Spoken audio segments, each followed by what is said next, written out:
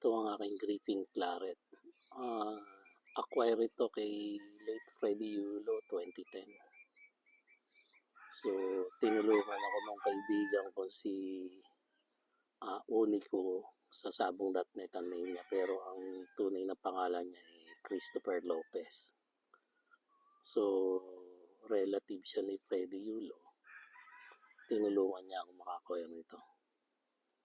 Then ang ginawa ko rin pinadalang ko siya ng Irish White Tackle ni Chuck Berry kasi paborito niya yan. So, nakwento sa akin na tuwing may maglalaban na buwin si Freddy Yulo, siya ang bumibitaw. So, para sigurado makakuha ng maayos na claret at bigyan ako, pinadalang ko siya ng White Tackle din, ng Irish White Tackle ni Chuck Berry.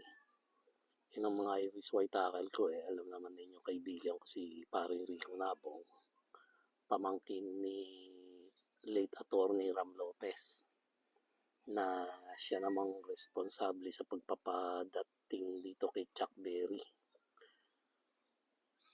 So, doon galing ng White Tackle ko na Irish. Itong broodcock na to, binibreed ko sa 5 inahin. So, tingnan natin sana makapagpalabas ng marami. Dami kasi nag-i-inquire ng claret. Wala rin ako masyado maibenta. Pero ito nung tumigil ako sa pagsasabong sa laban ng manok mga 2012 hanggang 2018, binibreed ko lang ng sila.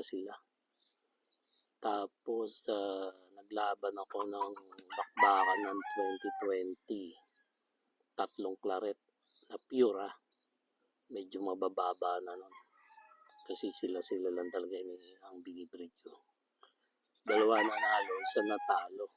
Pero yung natalo, agad nakili-kili agad. Halos hindi, sabihin natin hindi nakaporma, magaling kalaban.